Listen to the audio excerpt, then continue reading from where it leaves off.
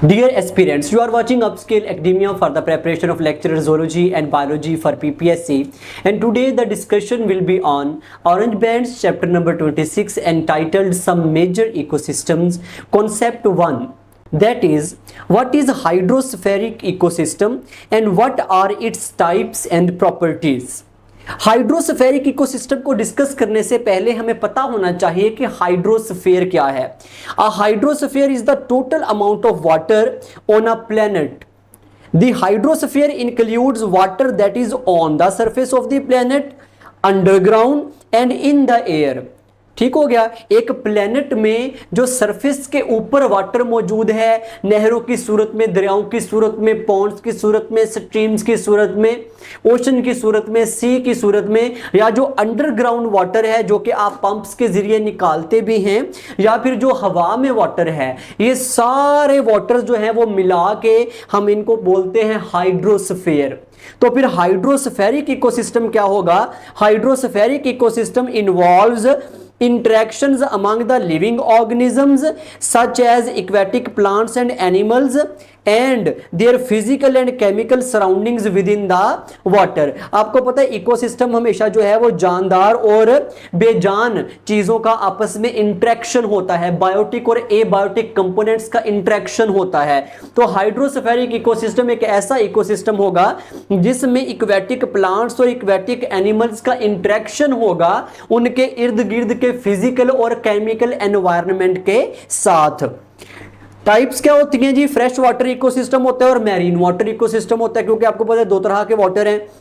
तो fresh water ecosystem covers less than 1% and marine water ecosystem जो होता है वो आपको पता है साल्टी वाटर वाला होता है। सो साल्ट वाटर ओशंस या seas are the largest ecosystems on the earth and they constitute 71% of the surface of the अर्थ।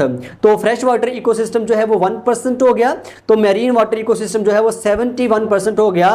और इसमें बहर भी आते हैं और बहीरा भी आते हैं। बहर कहते हैं बड़े समंदर को, यानी कि ओशन, और सी जो है वो छोटा जिसको हम बहीरा कहते हैं, जैसे कि अरेबियन सी, बहीरा अरब। ठीक हो गया। तो वैसे तो इकट्ठा वर्ड यूज कर देते हैं ना कि समंदर है, अगर उसको मजीद डिस्टिंक्शन करनी हो तो फिर बहर और बहीरा कह सकते हैं। बहर ओशन हो जाएगा और बहीरा जो है वो सी हो जाएगा, और ये साल्ट वाटर वाले होते हैं। Properties of water. Water has some unique properties. These properties develop some common features in the aquatic ecosystem. Water की जो प्रॉपर्टीज हैं वो बड़ी यूनिक हैं। वो कौन कौन सी प्रॉपर्टीज हैं? सबसे पहले हम डिस्कस कर लेते हैं जी टेम्परेचर। टेम्परेचर के हवाले से वाटर की प्रॉपर्टी है स्पेसिफिक हीट कैपेसिटी। तो जो वाटर की हीट कैपेसिटी है वो हाई होती है, इसीलिए हम उसको कहते हैं हाई स्पेसिफिक हीट कैपेसिटी। क्या मतलब है? कैपेसिटी का मतलब आपको पता है क्या होता है कि बर्दाश्त करने की सलाहियत है। तो पानी में ये बहुत ज्यादा सलाहियत है कि वो हीट को बहुत ज्यादा जज़ब कर लेता है with minimum change in its own temperature. The number of calories required to raise the temperature of 1 gram of water from 15 to 16 degree centigrade is called the specific heat capacity of water। एक water है, उसका temperature अगर 15 degree centigrade है और उसको आपने 16 degree centigrade करना है तो उसके लिए जितनी हीट वो जज़ब करेगा वो हीट कहलाएगी specific heat capacity of water, और वो होती है 1 कैलोरी। 1 कैलोरी हीट चाहिए अगर आपने पानी का टेम्परेचर 15 डिग्री सेंटीग्रेड से 16 करना है, यानी कि सिर्फ 1 डिग्री सेंटीग्रेड का फर्क डालना है।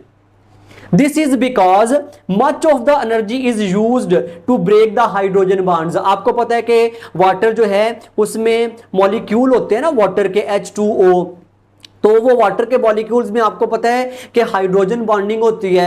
तो उस हाइड्रोजन बॉन्डिंग को तोड़ने के लिए बहुत ज्यादा एनर्जी लगती है, इसलिए जब आप पानी को हीट देते हैं तो पहले वो जज़ब करता रहता है हीट, और फिर जाके उसके कहीं बांध टूटते हैं, इतनी जल्दी उसके बांध नहीं टूटते। Water has great ability to absorb the heat with minimum change in its own temperature.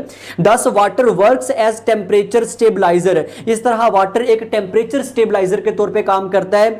Stabiliser का क्या मतलब है कि ये जैसे ह्यूमंस हैं तो हमारी बॉडी में पसीना आता है ना, तो वो पसीना क्या करता है, पानी हमारी बॉडी की हीट को जज़ब करके उड़ जाता है, तो पीछे हमारी बॉडी को ठंडक मिलती है। तो इस तरह ही वो हमारी बॉडी की हीट को क्या कर रहा है, स्टेबलाइज कर रहा है। For the organisms and protects living material from sudden thermal changes। ठीक हो गया, जो लिविंग मटेरियल्स होते हैं उनको हीट शॉक से भी ये बचाता है, क्योंकि ये हीट खुद जज़ब कर लेते हैं ना, तो फिर ऑर्गन्स तक हीट नहीं पहुंचती।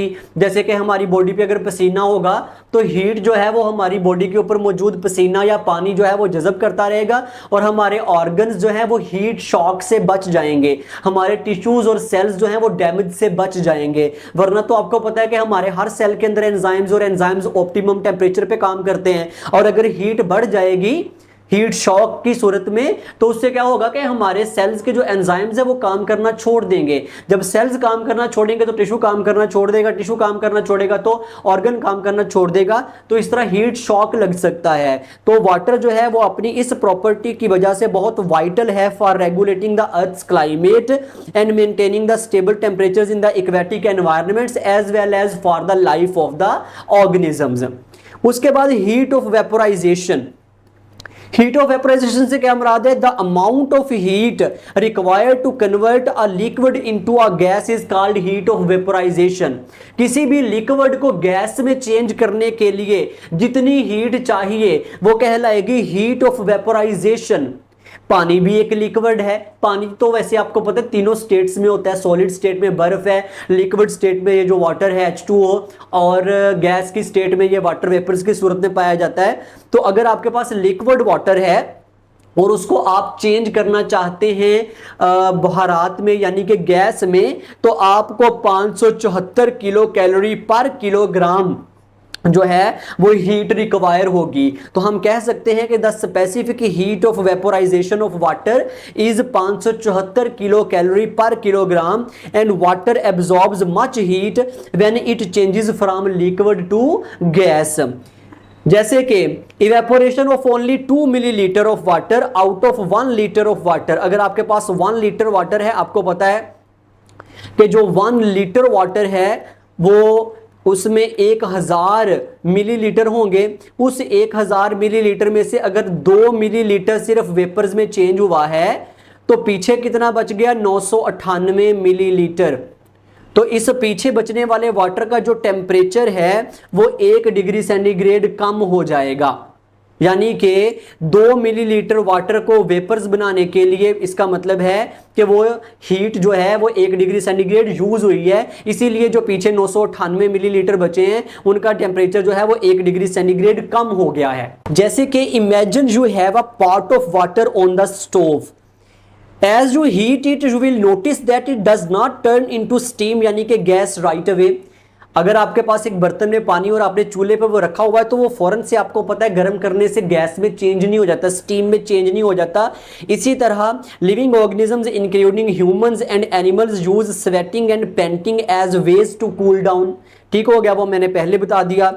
When we sweat, the water on our skin evaporates यानी कि turns into vapors, taking away heat from the body, और उसके नतीजे में बॉडी हमारी जो है वो ठंडी रहती है। और इस प्रोसेस को हम आपको पता है कि क्या कहते हैं, परस्पायरेशन। ये जो प्रोसेस होता है ये कहलाता है परस्पायरेशन, यानी कि एनिमल्स की बॉडी से पानी का बहारात बन के उड़ना। और अगर प्लांट्स की बॉडी से उड़ रहा हो बहारात बन के तो उसको हम कहते हैं ट्रांसपायरेशन। एनिमल्स में परस्पायरेशन और प्लांट्स में ट्रांसपायरेशन। उसके बाद थर्मल एक्सपेंशन। थर्मल एक्सपेंशन क्या होती है, थर्मल एक्सपेंशन से मुराद होता है कि वाटर जब फ्रीज होगा तो क्या बिहेवियर होगा उसका। सो water expands when it freezes, it forms ice on the surface but it does not sink to the bottom immediately। जब पानी ठंडा होता है तो पानी जो है वो बर्फ में चेंज होना ऐसे ऊपर से स्टार्ट हो जाएगा, लेकिन वो डूबेगा नहीं, पानी में सिंक नहीं करेगा, क्योंकि आपको पता है कि जब बर्फ बन जाती है तो उसकी जो डेंसिटी होती है वो पानी से कम होती है, इसलिए वो पानी के ऊपर तैरती है। So this layer of the ice acts as a cosy blanket on the surface of the water insulating the water below। तो जो नीचे पानी होता है वो इंसोलेट हो जाता है ना। तो इससे क्या होता है कि जो नीचे मखलूक होती है पानी में, मछलियां वगैरह या दूसरी आबी मखलूक, वो जिंदा रहती हैं और उनके लिए जो नीचे है साजगार माहौल बना रहता है। इसी तरह जैसे कि इसमें देखें इस डायग्राम में कि अगर ऊपर जो है वो यहाँ पे एक बर्फ़ की लेयर बन जाएगी सर्दी की वजह से, तो जो नीचे मखलूक होगी वो सेव रहेगी, क्योंकि फिर मज़ीद जो ऊपर से ठंड पड़ रही है वो निचले पानी को नहीं जमा सकेगी, क्योंकि वो जो है वो ऊपर ही बर्फ़ की मदद से रोक ली जाएगी और नीचे वाला पानी जो है वो इंसुलेट हो जाएगा। तो ये भी वाटर की एक प्रॉपर्टी है कि वो ठंडा होने पर एक्सपेंड करता है, जिसको हम थर्मल एक्सपेंशन कहते हैं, और वो आइस में कन्वर्ट होके पानी के ऊपर एक ब्लैंकेट बना देता है और नीचे वाले पानी को जो है वो इंसोलेट कर देता है। तो आपका जो एक्वेटिक इकोसिस्टम है फिर वो मेंटेन रहता है, या हाइड्रोस्फेरिक इकोसिस्टम कह ले के मेंटेन रहता है। उसके बाद पानी की प्रॉपर्टी है एब्जॉर्प्शन ऑफ एनर्जी। आपको पता है कि ऊपर से सूरज की रोशनी जब आएगी तो वो पानी में पेनिट्रेट कर सकती है, क्योंकि पानी जो है वो ट्रांसपेरेंट होता है। So when we say that water is transparent, we mean that light can pass through it. इसमें से जो सूरज की रोशनी है वो गुजर सकती है, और अगर गुजर सकती है तो फिर वाटर के अंदर जो फोटोसिंथेटिक ऑर्गेनिजम्स प्रेजेंट होंगे, प्लांट्स वगैरह, डायाटॉम्स वगैरह, डायनोफ्लैजिलेट्स वगैरह, या इस तरह के जो दूसरे ऑर्गेनिजम्स हैं, एल्गी वगैरह, वो फोटोसिंथेसिस कर सकेंगे। However, the intensity of light decreases rapidly with increase in the depth of water, so there is little light at the depth of 600 feet or more. Nutrients. Water's ability to dissolve the various substances makes it an excellent medium for transporting the nutrients. आपको पता है कि पानी को हम universal solvent कहते हैं, और पानी जो है वो अपने अंदर न्यूट्रिएंट्स को डिसॉल्व करने की सलाहियत रखता है, जिसकी वजह से ये एक एक्सीलेंट मीडियम बन जाता है टू सपोर्ट द लाइफ। जैसा कि आप इस डायग्राम में देख रहे हैं कि ये एक इकोसिस्टम, हाइड्रोस्फेरिक इकोसिस्टम दिखाया है, जिसमें देखें कि जिंदा जानदार भी हैं, जैसे कि आपको ये मछलियां वगैरह नजर आ रही हैं, इसी तरह और भी दूसरे जिंदा जानदार होंगे, और इन सब ने अपने एबायोटिक माहौल जो कि इनके इर्द गिर्द मौजूद है उसके साथ इंटरेक्शंस बनाए होते हैं, इसीलिए हम इसको इकोसिस्टम कह रहे हैं। बायोटिक और एबायोटिक कंपोनेंट्स का आपस में जो है वो इंटरेक्शन होता है। तो पानी के अंदर जो न्यूट्रिएंट्स हैं वो डिसॉल्व हो सकते हैं उसकी सॉल्वेंट की प्रॉपर्टीज की वजह से। It serves as a solvent for the minerals and other essential elements, facilitating their absorption by the plants and animals. In aquatic environments, organic matter जैसे कि dead plants, algae and animals remains tend to sink to the bottom. आपको पता है कि पानी के अंदर deaths भी तो होंगी ना, मछलियों की या दूसरे जानवरों की या पौधों की, तो वो जब मरते हैं तो वो इस तरह नीचे पानी के पेंदे में बैठते जाते हैं। तो जब वो पानी के पेंदे में नीचे बैठते जाएंगे तो वहाँ पे आपको पता है कि उनको डीकम्पोजर्स मिल जाएंगे, डीकम्पोजर जैसे कि फंजाई, जैसे कि बैक्टीरिया। तो इसका मतलब है कि वहाँ पे तोड़ फोड़ का अमल पेंदे में जो है वो जारी रहता है, जिससे बहुत ज़्यादा न्यूट्रिएंट्स पानी में शामिल होते हैं। As these organic materials decompose with the help of bacteria and fungi, they release the nutrients like nitrogen and phosphorus and other nutrients also, and the decomposition process is often carried out by bacteria and other microorganisms and fungi also, and it is more prevalent in the sediments at the bottom of the water body, क्योंकि bottom में ही वो sink करके सारी चीजें मरने के बाद बैठती हैं। So nutrients in the aquatic ecosystem concentrate near the bottom and light level is much lower at the bottom sediments। वो आपने पहले ही पढ़ा है कि 600 मीटर के बाद जो लाइट है वो बहुत ज्यादा कम हो जाती है और एब्सेंट भी हो जाती है, और 600 मीटर तक जो है वो बहुत ज्यादा डिम हो जाती है। तो thus photosynthesis can not take place in the bottom. उसके बाद abundant water with appropriate temperature. Water is an essential requirement for the life. आपको पता है कि जिंदगी की जो बेस है, जो बेसिक स्ट्रक्चरल और फंक्शनल यूनिट है लाइफ का, वो सेल है, और सेल के साइटोप्लाज्म में आपने पढ़ा हुआ है कि अबाउट 90% तक वाटर होता है। तो जो बेसिक रिक्वायरमेंट है लाइफ के लिए वो वाटर है, और आप याद रखिएगा कि 10% से कम वाटर हो अगर सेल के प्रोटोप्लाज्म में तो वो सरवाइव भी नहीं कर सकता। तो इसलिए वाटर जो है वो बहुत ज्यादा जरूरी है। तो it is available abundantly in the aquatic ecosystem to support the life, और एक्वेटिक इकोसिस्टम में ये अबंडेंटली अवेलेबल है। Energy and nutrients are the major factors in the water. Energy कौन सी? आपने पढ़ा है सनलाइट एनर्जी, क्योंकि वाटर ट्रांसपेरेंट है तो वो सनलाइट पेनिट्रेट कर सकती है और फिर उस सनलाइट की एनर्जी को यूज करके फोटोसिंथेटिक जो ऑर्गेनिजम्स होते हैं वो खुराक बना सकते हैं। इसलिए जो एनर्जी है यानी कि सनलाइट एनर्जी वो बहुत इंपॉर्टेंट है वाटर के लिए।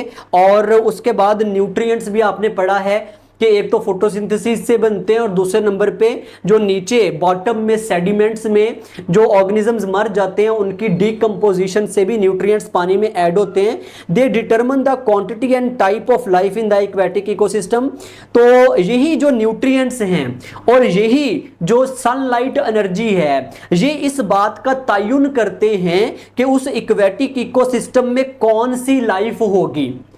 जितना ज्यादा कोई पानी लाइट एनर्जी को एब्जॉर्ब करने वाला होगा और जितने ज्यादा पानी में न्यूट्रिएंट्स होंगे उतनी ही तरह की लाइफ को वो सपोर्ट कर सकता है। Appropriate temperature is present in the aquatic ecosystem to carry out all the metabolic processes. अब जी प्रोडक्टिविटी ऑफ इकोसिस्टम, आप कैसे अंदाजा लगाएंगे कि एक इकोसिस्टम जो है, खासतौर पे ये जो एक्वेटिक इकोसिस्टम हम बात कर रहे हैं, ये कितना प्रोडक्टिव है, इसकी प्रोडक्टिविटी क्या है। आपको पता है कि carbon dioxide is consumed and oxygen is released during the photosynthesis. Photosynthesis के प्रोसेस में ये दोनों गैसेस जो हैं आपको पता है कि इनके क्या बिहेवियर है। कार्बन डाइऑक्साइड को यूज किया जाता है और ऑक्सीजन को जो है वो रिलीज किया जाता है। So the measurement of these gases can give the amount of productivity. जितना ज्यादा ये गैसेस जो हैं यानी कि जितनी ज्यादा कार्बन डाइऑक्साइड इस्तेमाल हो रही है और जितनी ज्यादा ऑक्सीजन पैदा हो रही है उससे आप प्रोडक्टिविटी का अंदाजा लगा सकते हैं। The productivity of the aquatic ecosystem is basically determined by the light and the nutrients. जाहिर बात है कि जितनी ज्यादा लाइट पानी में पेनिट्रेट कर सकेगी उतना ही वो जो पानी का इकोसिस्टम है, एक्वेटिक इकोसिस्टम, वो प्रोडक्टिव होगा। क्योंकि लाइट की जो पेनिट्रेशन है it is directly proportional to the photosynthesis. ठीक हो गया, जितना अच्छा लाइट पेनिट्रेट कर सकेगी उतने ज्यादा जो फोटोसिंथेटिक ऑर्गेनिजम्स है फोटोसिंथेसिस कर सकेंगे और जितनी फोटोसिंथेसिस वो करेंगे उतनी ही कार्बन डाइऑक्साइड ज्यादा कंज्यूम होगी और जो ऑक्सीजन है वो ज्यादा रिलीज होगी, तो वो इकोसिस्टम उतना ही ज्यादा प्रोडक्टिव होगा। इसी तरह न्यूट्रिएंट्स भी जितने ज्यादा होंगे वो इकोसिस्टम उतना ज्यादा प्रोडक्टिव होगा, क्योंकि न्यूट्रिएंट्स जो है वो आपको पता है ये ऑर्गेनिजम्स यूज करेंगे ना, मछलियां वगैरह या जो दूसरे ऑर्गेनिजम्स हैं। Light intensity and quality very with the water depth.